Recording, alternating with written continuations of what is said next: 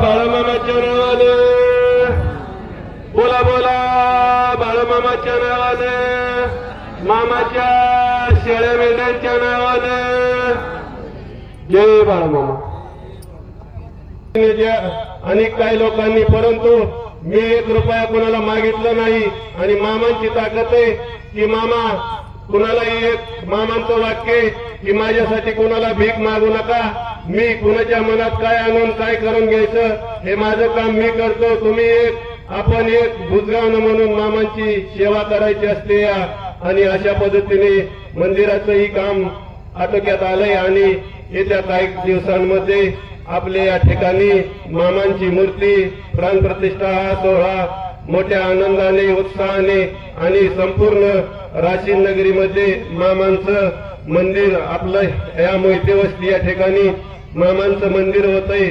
मामांचं कार्य मामांनी सांगितलंय की समुद्राची शाई, समुद्राचं पाणी शाई म्हणून घेतलं आणि सरस्वतीला जर लिहायला बसवलं तरी माझं कार्य संपणार नाही, समुद्राचं पाणी संपेल असं मामांचं वाक्य मंडळी. आता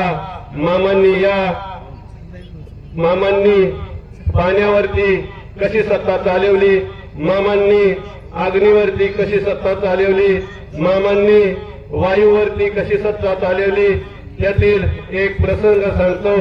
मामा असताना मामांची बकरी कोल्हापूर जिल्ह्यातील कृष्णा नदी, त्या कृष्णा नदीच्या पलीकडल्याच्या तीराला बकरी होती आणि मामा आपला मुक्या प्राण्यांचा आज जसा आपल्या मोहिते वस्ती या ठिकाणी तळ आलाय तसा मामांचा मुक्या प्राण्यांचा दिंडी सोहळा घेऊन मामा कोल्हापूरच्या त्या कृष्णा नदीच्या पडेलच्या तीराला होतं. आणि मामांना दिवस मामाला आलेला टायमिंग होता आणि मामाला पलीकडच्या तीरावरून आडीच्या तीरावर मुक्कामासाठी यायचं होतं.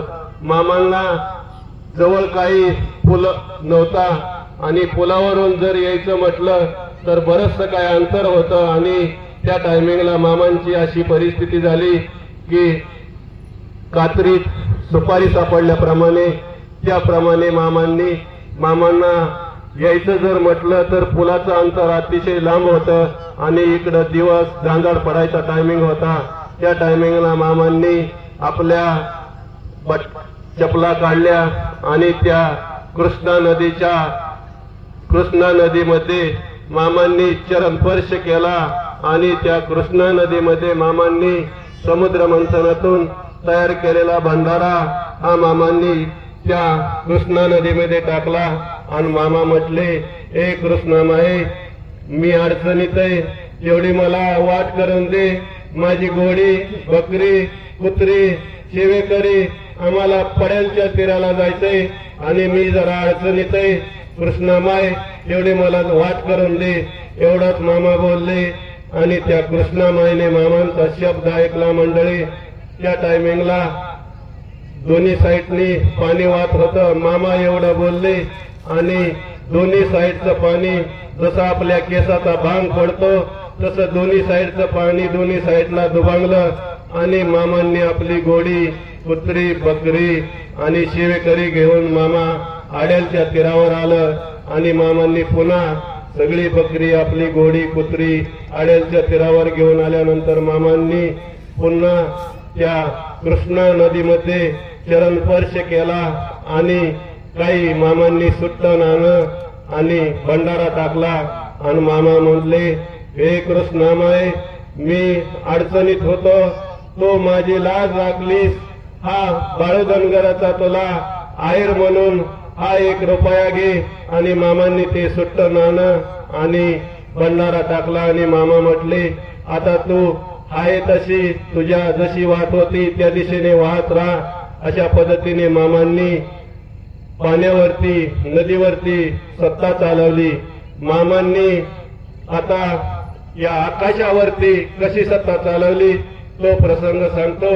मामांची बकरी एक दिवस असं उन्हाळ्याचा दिवस आणि उन्हाळा संपणार आणि पावसाळा लागणार या दोन्ही जोडावचं दिवस होतं मंडळी.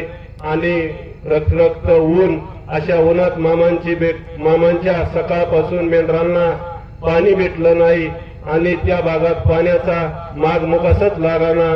त्यामुळं मामा आपल्या मुक्या प्राण्यांचा दिंडी सोहळा घेऊन मामा पाण्याचा माग मुगास बघत होत आणि मामांना लांबून एक शेतकरी होता आणि त्याने मोठीच्या सहाय्याने पाणी काढून त्या डोबीमध्ये साचलेलं पाणी होतं आणि त्याच्या शेताला तो पाणी देत होता आणि तो शेतकरी त्या ठिकाणी आपलं आवत हाणीत होता आणि मामांना त्या शेतकऱ्याच्या रानात त्या डोबीमध्ये लांबूनच पाणी दिसलं। मामा आपली बकरी घेऊन पाणी दिसल्यामुळं मामांना वाटलं की आता आपली बकरी पाणी पिणार आणि तृप्त होणार। त्या आशेने मामा त्या त्या पाण्याकडे बघून लांब लांब डांगा टाकू लागलं। मामांनी पाण्याचं अंतर आणि मामांचं अंतर 200 फूट राहिलं। तो शेतकरी आवत हाणीत होता। त्याने पाहिलं की कोणतरी दरगार आलाय आणि बकऱ्याचा मोठा कळप आहे आणि हे जर बकरी पाणी पिली आणि ह्यात जर आपल्या डोबीत तर बैल पाणी नाही प्यायची, अशा आशेने तो आपला आवत हाणीत होता। त्याने बैल उभा केली आणि बैल उभा करून मामांच्या समोर आडवा आला आणि मामांना म्हणाला, ए धनगरा, बकरी पुढे घेऊन येऊ नकोस। मामा म्हटलंय, का रे? त्या टायमिंगला तो शेतकरी म्हटला, तुझी बकरी पाणी पितील आणि तुझी बकरी जर पाणी पिली तर माझी गुरजनावर पाणी पिणार नाही, वास मारेल। अशा पद्धतीने तो मामांना म्हणाला। मामा म्हटले, अरे मुकजित्राबाई, मुक प्राणी पाणी पिऊ दे, परंतु तो ऐकाना, त्याला देव आहे मामा हेही समजलं नाही। परंतु त्याने बकरी मामा म्हटले की पिऊ दे पाणी, त्याने बकऱ्यांना पाणी नाही पिऊन दिलं। मंडळी, मामांनी आपल्या बटवीतल्या खिशातला पैशाचा बंडल काढला आणि मामांनी त्या शेतकऱ्याच्या हातावरती ठेवला। तो शेतकरी मामांच्या पैशाकडे बघणं सुद्धा इतका उन्मत्तपणा त्या शेतकऱ्याच्या मनामध्ये होता। त्याने मामांची बकरी पाण्यावरून हाणून माघारी काढली मंडळी आणि हासोडाने मेंढी माऊलीला हाणून माघारी काढली। बकरी पाण्याकडे येत होती आणि तो हाणून माघारी काढीत होता। त्यावेळेस मामांना राग आला आणि मामांच्या मुखातून श्राप बाहेर पडला। मंडळी, मामांनी सांगितलं की पुढच्या वर्षी याच दिवशी याच वेळेला याच ठिकाणी तुझ्यावर आकाशाची कुऱ्हाड घालील तरच बाळू धनगर जगात नाव सांगीन, असं मामांच्या मुखातून श्राप बाहेर पडला आणि पुढे मंडळी तसंच घडलं। तो शेतकरी त्या दिवशी आवत हाणून घरी गेला आणि घरी गेल्यानंतर तो संध्याकाळी आपल्या घरातील सदस्यांबरोबर जेवण करीत होता आणि तो म्हटला की दुपारी एक धनगर आलता आणि त्याच्या मेंढरांना मी पाणी नाही पिऊन दिलं, त्यामुळे तो म्हणाला की पुढच्या वर्षी याच दिवशी याच वेळेला तुझ्यावर आकाशाची कुऱ्हाड घालील तर बाळू धनगर जगात नाव सांगीन, असं तो बोलून गेला। त्या टायमिंगला तो शेतकरी बोललेलं जे वाक्य आहे ते सर्व घरातील सदस्य मंडळींच्या कानावर पडलं आणि पुढच्या वर्षी त्याच टायमिंगला तो शेतकरी त्याच ठिकाणी असं उन्हाळ्याचा दिवस संपणार आणि पावसाळ्याचा दिवस लागणार, त्या टायमिंगला असं आभाळ आलेलं होतं आणि तो शेतकरी मामांनी सांगितलेल्या ठिकाणापासून काही अंतर होतं। मंडळी, तो शेतकरी मामांनी सांगितलेल्या ठिकाणापासून लांब होता, परंतु मामांनी सांगितलं होतं की पुढच्या वर्षी याच ठिकाणी याच वेळेला तुझ्यावर आकाशाची कुऱ्हाड घालील तर बाळू धनगर जगात नाव सांगीन, असं मामांच्या मुखातून श्राप बाहेर पडलेला होता। मंडळी, का तर त्याने मामांच्या मेंढी माऊलीला पाणी पिऊन दिलं नव्हतं, माघारी हाणून लावलं होतं आणि तो शेतकरी त्या आपली पाबर हाणीत होता त्या ठिकाणी आणि मामांनी बैलांना कसं वाचवलं आणि त्याला कशी शिक्षा केली।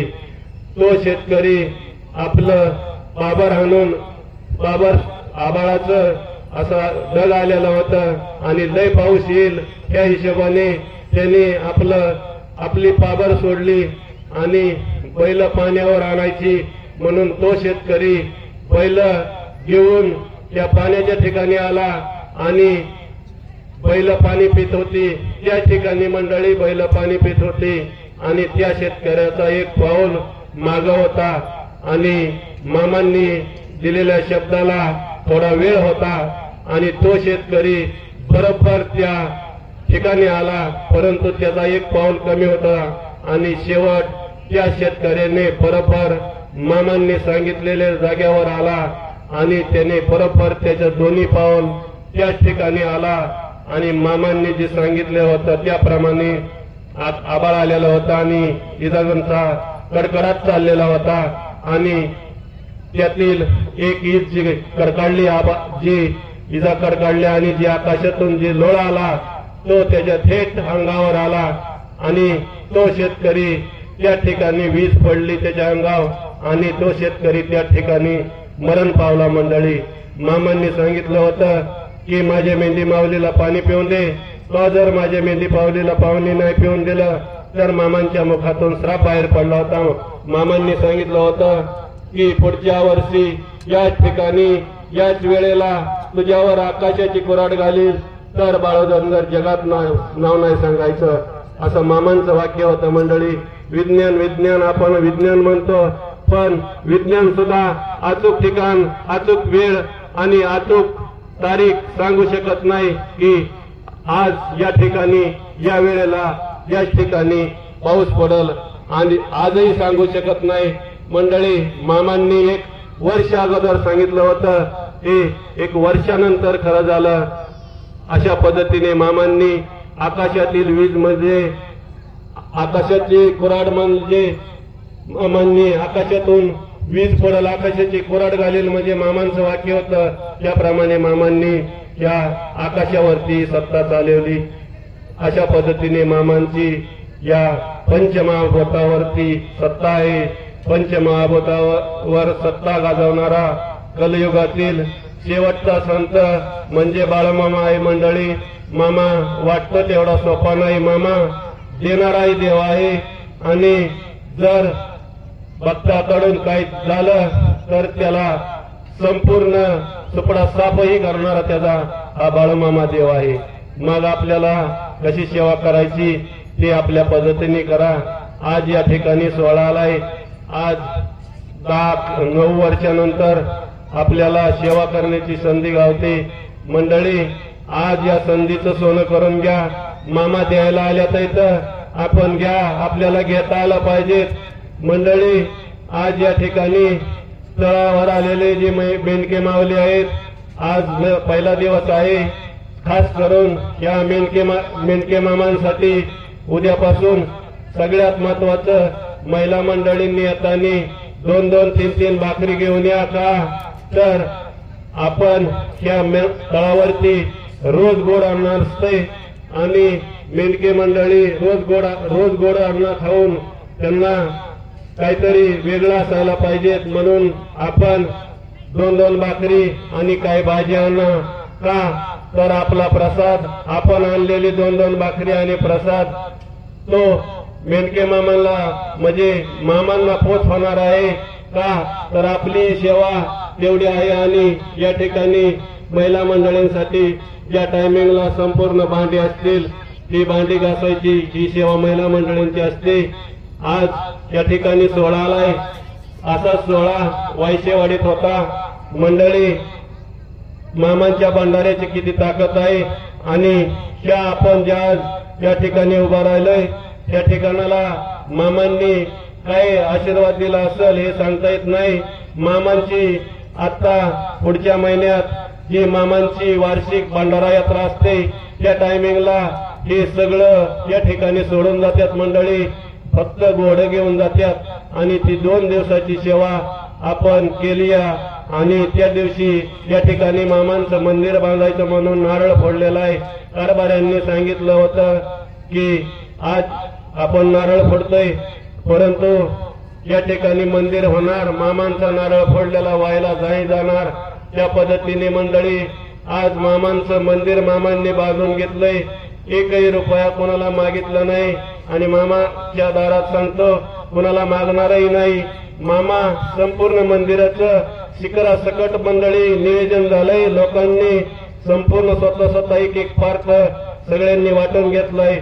या ठिकाणी मामांनी सांगितलंय की माझ्यासाठी कोणाला भीक मागू नका, मी कोणाच्या मनात काय आणून काय करून घेईन हे सांगता येत नाही। त्याप्रमाणे मामांच्या नावावर एकही रुपया कोणाला मागण्याचा अधिकार नाही। आणि जर तुम्हाला हा तळ पुढे गेल्यानंतर कोण आलं आणि म्हटलं की मामांचं मंदिर बांधायचंय आणि मामांचं कार्य आणि तुम्ही वर्गणी द्या, मंडळी मामांच्या नावावर कुठं एजंट नाही। आज उघड्या आभाळाखाली सोडलेला संसार प्रपंच आहे मामांचा। आज इथं तर उद्या तिथं मंडळी आज आपल्या घरातली 2 चित्र आपल्याला बघणं होत नाही। उघड्या आभाळाखाली सोडलेला हा संसार प्रपंच आहे, याला कोणी मालक नाही, याला कोण साखर नाही, हे कोण बघतंय? हा सगळं मामाच पाहत्यात आहेत मंडळी। मामा नसल्यावर मंडळी या ठिकाणाहून दुसऱ्या ठिकाणी बकरी जाऊन नाही द्यायची। लोक आज कलियुगात माणूस मिनिटाला माणसाला फसवतोय आणि या नास्तिक कलियुगात देव आज एवढी जवळजवळ 18-19 पालखी आहेत मंडळी। 19 पालख्यातली जवळजवळ 80 ते 85 हजार मेंढी माऊली मंडळी उघड्या आभाळाखाली आज 80 ते 85 हजार मेंढी माऊलींची सेवा करून घ्यायचं एवढं सोपं काम नाही, परंतु देव मंडळी सगळं करून घेतोय। आज मामांनी आपल्या स्वतःच्या रक्ताच्या नात्याला सोडलं नाही मंडळी। तो प्रसंग सांगतो। मामा असताना मामांची बकरी यल्लाम्मा देवीच्या डोंगराच्या पायथ्याला होती आणि प्रत्येक भक्त यल्लाम्मा देवीला नवस बोललेला असायचा। त्या भागात प्रथा होती की यल्लाम्मा देवीला नवस बोलायचं आणि कोंबडं किंवा बकरं कापायचं आणि ज्या टायमिंगला आपला नवस पूर्ण होईल त्या टायमिंगला कोंबडं किंवा बकरं घेऊन तो भक्त यल्लाम्मा देवीला जायचे। आणि अशा पद्धतीने मामांचा तळ यल्लाम्मा देवीच्या डोंगराच्या पायथ्याला बसलेला होता आणि मामा प्रत्येक भक्त यायचा आणि कोंबडा बकरा आपली बैलगाडी घेऊन यल्लाम्मा देवीला जायचा। आणि मामा एका भक्ताला म्हटले, अरे कुठं चालला? त्या टायमिंगला तो भक्त म्हणला की आमची देवी आमचा नवस असतोय आणि आमची देवी नवसाला पावते आणि आम्ही तिचा नवस पूर्ण फेडायलासाठी आम्ही आमचं बकरं कोंबडं घेऊन आम्ही देवीला जातोय। त्या टायमिंगला मामांना वाईट वाटलं आणि मामांनी त्यांना पुढे जाऊन दिलं मंडळी। आणि मामा त्या ठिकाणाहून आपल्या हातात काठी घेतली आणि पायात कोल्हापुरी चप्पल, मामा तिथून कणा देवीचा डोंगर चढू लागलं मंडळी। मामांचं आणि देवीच्या दारात आला आणि मामांनी जो पुजारी होता त्या पुजाऱ्याला मामांनी धरलं आणि बाहेर काढलं आणि मामांनी दरवाजा लावून घेतला आणि मामांचं आणि यल्लाम्मा देवीचं संभाषण चालू होतं मंडळी। मामा म्हणत होते की माझे गोरगरीब भक्त त्यांच्या मुलाला चड्डी नाही, त्यांना खायची पंचायत आहे, एक टायमिंगला अन्नाची पंचायत आहे आणि तो नवसाला गोड नवस तो त्यांचा बकरं कोंबडं निवद स्वीकारू नकोस, त्यांची गरीब परिस्थिती। अशा पद्धतीने मामाचं आणि देवीचं संभाषण चाललं होतं। त्या टायमिंगला त्या देवीचं रक्षण करणारा 5 फाड्याचा भुजंग हे संभाषण ऐकत होता आणि मामांनी सांगितलं की ए यल्लाम्मा माय, आजपासून माझ्या भक्तांचा तू गोड निवद स्वीकार आणि त्यांना नवसाला पाव असे मामा म्हटले आणि मामा त्या ठिकाणावरून माघारी फिरले मंडळी। मामा खाली उतरत असताना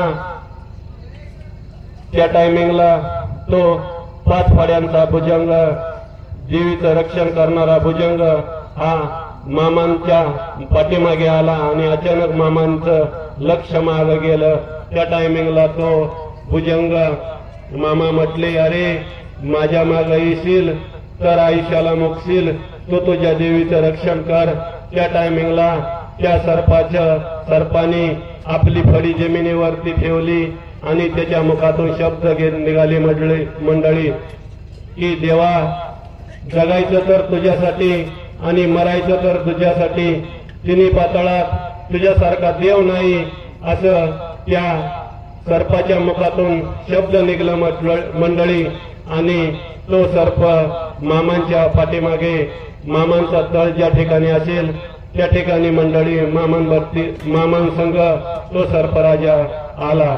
मामा म्हटले एके दिवशी की माझा तळ, रोज मी ह्या गावानं त्या गावाला जाणार आणि तू माझ्या रोज संघ कुठं राहणार. त्या टायमिंगला मामांचा तळा कोळला पडला मंडळी आणि मामांनी आपल्या खंडातील एक शिडी सोडली आणि तो 5 फाड्यांचा भुजंग मामांनी गळ्यात अडकवला आणि मामा पाठीत आपल्या घरी आले आणि घरातही कडी वाजवली. आणि कडी वाजवल्यानंतर आपली बहीण गंगूबाई, मामांचं 2 भीमा आणि भैरव नावाचा भाव हा शेजारी झोपलेला होता मंडळी. परंतु बहिणीलाच कशी मामांची हाक ऐकू आली आणि बहीणच कशी उठून बाहेर आली. त्या टायमिंगला कडी उघडली. त्या टायमिंगला मामांच्या गळ्यात हा नागराजा पाहिल्यानंतर ती थरथर कापायला लागली. म्हटली, हा नागराजा आधी साईडला ठेव. आणि मामा म्हटले, होय हा नागराजा माझ्यावर वैकुंठातून आलाय, तो तुला काय नाही करणार. तू फक्त ह्या नागराजाला 3 दिवस कुणाला न सांगता सकाळी उठून अंघोळ सवळ करून ह्या नागराजाला 3 दिवस दूध पाज, या शेळीचं दूध पाज. अख्ख्या जगातील लोक बाळधनगराचा राजवाडा बघायला येतील. परंतु काहीतरी वेगळंच होणार होतं हे मामांना माहिती होतं. मामांनी तिला सांगितलं आणि मामा आपल्या तळावर निघून गेले. पुढं मंडळी एक दिवस त्याच्या बहिणीने गंगूबाईने शेळीचं दूध काढलं आणि त्या सर्पराजाला पाजायला गेली. 1 दिवस पाजलं, 2 दिवस पाजलं आणि 3ऱ्या दिवशी दूध काढलं आणि त्या नागराजाला पाजायला जाणार तेवढ्यात शेजारची एक म्हातारी आली आणि म्हटली, तू 2 दिवस झालं मी पाहते की पाटे, तू 2 दिवस झालं शेळीचं दूध काढून घरात जाते, काय भानगडे. त्या टायमिंगला मामांनी सांगितलेलं होतं की कोणाला न सांगता 3 दिवस तो या सापराजाला दूध पाज. बाळधनगराचा राजवाडा बघायला अख्ख्या जगातील लोक येतील. परंतु तिला समजलं नाही. तिच्या मुखातून शब्द गेला की बाळूंनी साप आणलाय आणि त्यांनी सांगितलंय की 3 दिवस दूध पाज. एवढंच तिच्या मुखातून शब्द गेला आणि मंडळी ती म्हातारी पळतच सांगत सुटली. या टायमिंगला तिने गंगूबाईने म्हातारी पुढे गेली आणि गंगूबाईने त्या शेळीची दार काढली आणि घर उघडलं. त्या टायमिंगला बाहेर काय झाले हा प्रकार सर्पाला समजला. तो धावून आला गंगूबाईच्या अंगावर आणि ती घाबरली आणि ओरडायला लागली. त्या टायमिंगला त्यांच्या घरात मामांचं दोन्ही बंधू झोपलेलं होतं. भीमा आणि भैरू नावाचं दोन्ही भाव आलं आणि म्हटले, का ओरडली. त्या टायमिंगला त्यांनी सगळी कहाणी सांगितली. तर ते म्हटले, येडा बाळवा आहे, हा साप आणीन काय आणीन, घरात ठेवील काय करील. असं ते मामांचं सख्ख 2 भाऊ मामांना बोलू लागले. कारण तो मंडळी मामांनी घरच्यांना सुद्धा दावून नाही दिलं की मी देव आहे म्हणून. त्यांनाही बुरळ पडली मंडळी. त्यांना काही समजलं नाही. त्यांनी एकाने काठी घेतली आणि सर्पाच्या कंबरत्यात काठी घातली. इकडं सर्पाच्या कंबरत्यात काठी घातली. त्यावेळेस मामा तळावरती घोंगडी हातरून बसलेलं होतं. इकडं जसा ठोका टाकील तसं मामा तिथं तळावरती गडागडा लोळायला लागलं. सर्व भक्त मंडळी म्हणायला लागली की मामा का लोळत येतं. त्या टायमिंगला भीमाने काठी 2-3 काठी आणल्या आणि भैरूने एक काठी त्या सर्पाच्या डोक्यात घातली. ज्या टायमिंगला सरपाच्या डोक्यात काठी घातली त्या टायमिंगला त्याच्या डोक्यातून रक्त वाया लागलं, त्या टायमिंगला मामांच्या डोक्यातून रक्ताची चिळकांडी लागली आणि सर्व भक्तगण मंडळी त्या ठिकाणी गोळा झाली। त्यावेळेस मामा म्हणायला लागलं की काळ्या इट्या घात झाला, माझ्या घराचं वाटोळं झालं, काळ्या इट्या घात झाला। आणि मामा त्या ठिकाणाहून घरी आली आणि मामांना हा प्रसंग पाहिला। मामांनी सांगितलं की ज्याने माझ्या सर्पाच्या कंबरट्यात काठी घातली असेल त्याचं 6 महिन्याच्या आत ह्याच घरातून मड बाहेर जाईल असं मामांनी सांगितलं।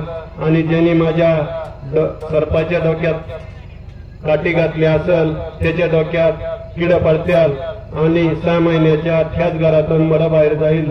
त्या टायमिंगला बहीण रडायला लागली आणि म्हटली, मामा चुकलं माझ्याकडून, माझ्यामुळेच हे झालं, मामा माफ करा। त्या टायमिंगला मामांनी तिला सांगितलं की ह्या सर्पाचं वर्षश्राद्ध घाल, तुझा वेलविस्तार वाढल।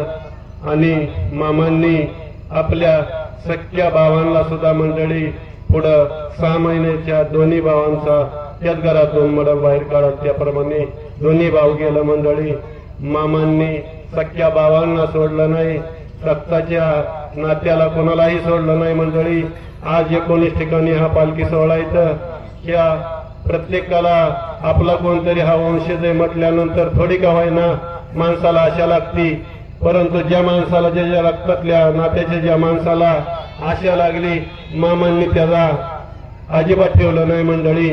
हा मामा जगाला देणारा आहे, स्वतःच काय स्वतःच्या प्रपंचावर राख रांगोळी करून मामांनी आज मुक्या प्राण्यांचा दिंडी सोहळा घेऊन मामा आज आपल्या मोहिते वस्तीवर आल्यात।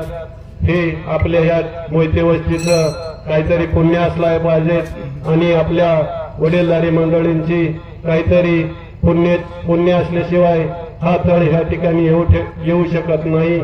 आता आपल्याला आरती घ्यायची, आज पहिला आपल्या या ठिकाणी तळ आहे, तोपर्यंत मंडळी मीही मामांची सेवा करतोय 9 वर्षापासून, परंतु आम्हालाही वाटायचं की आम्ही मंदिर बांधतोय आणि मामांचं कार्य कोणीतरी सांगावं, मामांच्या चरित्रावर या ठिकाणी कोणीतरी बोलावं आणि मामांनी कोणाच्या तरी मुखातून या ठिकाणी मामांच्या चरित्र मुखातून बोल बाहेर पाडावेत। त्याप्रमाणे मामांनी मंडळी या ठिकाणी आम्हाला सगळ्यांच्या जवळजवळ लहान बिशिक मुलं इथं त्यांना सगळ्यांना आरती येते मंडळी। त्यातले काही थोडं प्रवचनही सांगायला शिकलेत मंडळी। आज मामा कोणाच्या हातून काही सेवा करून घेतील सांगता येत नाही, त्याप्रमाणे आज हा सोहळाला गेल्या वेळेस 8 नंबर सोहळा होता, याच मोहिते वस्तीने निवेदन केलं आणि आम्ही पांडणाच्या रानात पांडुरंग गोविंद मोहिते यांच्या रानात तळ टाकला मंडळी। त्या टायमिंगला नारायण दसवत, महादेव मोहिते आणि आम्ही दीपक मोहिते आम्ही सगळ्यांनी आज जसं या ठिकाणी तळ टाकलाय आणि तळ यायचा म्हटल्यानंतर रात्री 4 वाजता काल नियोजन झालं आणि आज तळ या ठिकाणी आलाय मंडळी। तळाला आणायला जावं लागतं, परंतु देव स्वतः या मुक्या प्राण्यांचा दिंडी सोहळा घेऊन या ठिकाणी आलाय। 1 दिवसात कसंच नियोजन होत नाही, परंतु आज मामा स्वतः आल्यात आणि आजच्या पंक्तीचंही नियोजन झालं मंडळी।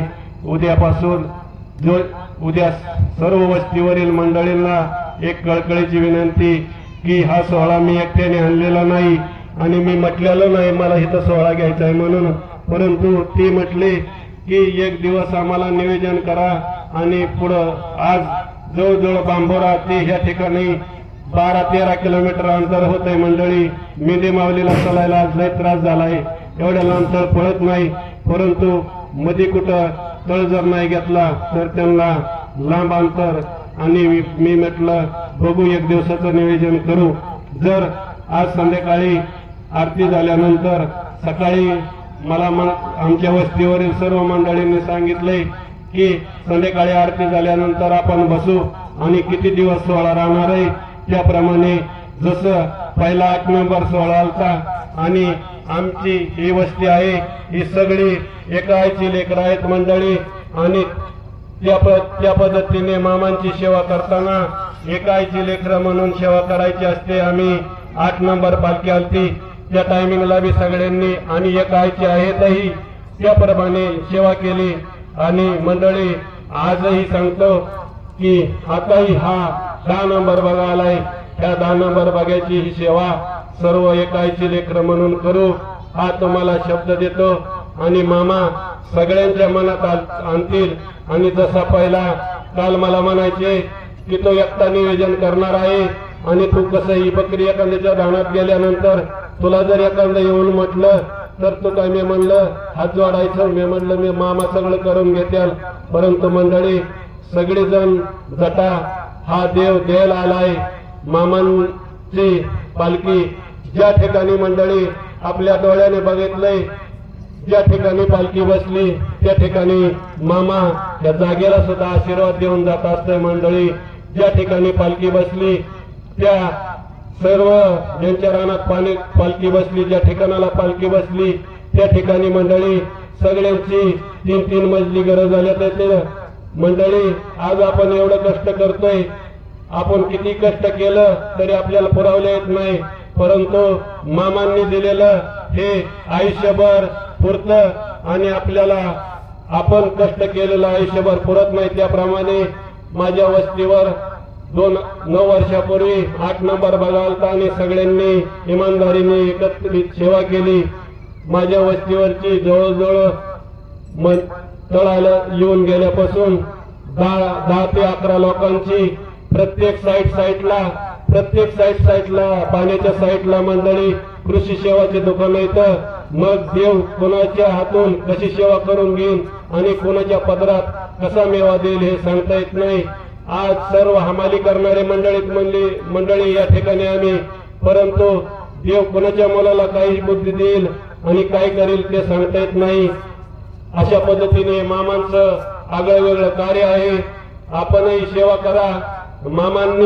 मामांना आम्हाला पण वाचायचं की या ठिकाणी कोणतरी प्रवचन सांगावं आणि कोणीतरी बोलावं परंतु मामा कोणाच्या जे माणूस म्हणेल त्याच माणसाच्या मुखातून मामांनी शब्द बाहेर काढला ही मामांची ताकद आहे। आज तुमच्या समोर सांगतोय की मी कधी तुम्ही आपल्या राशींची काही मंडळी असतील परंतु आपल्या वस्ती 4-2 वस्तीच्या शेजारची मंडळी मी कधी कोणाच्या माईकवर आणि कोणाच्या लग्नात कधी बोलताना तुम्हाला दिसलं असेल तर सांगा परंतु मामांचं कार्य जसं जमल तसं सांगण्याचा प्रयत्न करीन। जशी मामा मला जशी बुद्धी देतील ते तुमच्यापर्यंत मामांचं कार्य आणि ही मामांची सेवा आहे ही करण्याचे प्रयत्न करीन। नुसतं आजच नाही तर माझा शेवटचा श्वास आहे तोपर्यंत मी मामांची सेवा करीन आणि मामांचा असंच कार्य मामांचं हे वाढत जाणारं कार्य आहे। आज आपल्या वस्तीवर आज वाटते आपल्याला हे दिसतंय आणि हे मंदिर हे काय परंतु मंडळी जसं आई जगदंबेचं आता सोहळा झाला सत्यचंडी महायज्ञ सोहळा आणि गेल्या वेळेस 9 नंबर सोहळा आपण आणला आणि सर्व 12 वाड्यांनी आणि राशीन नगरीने तो सेवा केली आणि एक गोड निरोप दिला। मंडळी तिथून कानगडवाडी फाट्या पैलवान श्यामभाऊ कानगडे यांनी निवेदन केलं। हा सोहळा श्यामभाऊच्या रानात होता आणि मोडळे वस्ती पैलवान विजयनाना मोडळे असतील बंडा मोडळे असतील संपूर्ण मोडळे वस्तीने निवेदन केलं आणि तळ हा पैलवान श्यामभाऊ कानगडे यांच्या रानात होता। असं नाही की कुणाच्या रानात तळी त्यांनीच पंक्ती घालाव आणि त्यांनीच सेवा कराव कुणाच्या रानात तळ असून द्या मामांची सेवा केलेली वाया जात। मंडळी त्या ठिकाणी कसली कंपनी झाली आपण कर्जतला जाता येता जरा एका साईडला बघा आणि त्या ठिकाणावरून तळ त्या पुढं बेनवडीच्या माळाला बसला त्या ठिकाणी मंडळी कसल्या जेसीपीची कंपनी झाली आणि तिथून पुढं तळ त्या कर्जतच्या अलीकडे बसला त्या ठिकाणी पंप झालाय। मंडळी देव देणार आहे फक्त याला अंतकरणातून भाव पाहिजेत। मामांना दुसरं काय नाही लागत या ठिकाणी कोंबडं कापाय नाही लागत बकरं कापाय नाही लागत अजिबात नाही काय लागत, फक्त मामांना सेवा आवडते आणि तीच आपल्याला करायची. जोपर्यंत हा सोहळा आपल्या भागामध्ये आहे तोपर्यंत एक दोन माणसांनी प्रत्येक खंडाकडे जावा का आपली पण सेवा होईल. आणि ह्यांना काही माहिती नसते कुठं चाऱ्याची सोय आहे आणि कुठं पाण्याची सोय आहे. त्यांना जर आपण या ठिकाणी चारा आहे, ह्या ठिकाणी पाणी आहे हे जर सांगितलं तर ते त्या ठिकाणी जाऊ शकतात आणि आपली पण सेवा होईल. आणि सेवा केलेले मामा कधी वाया जाऊन देत नाही. मंडळी, ह्या एक माझ्या बाची, रेवणची बाची,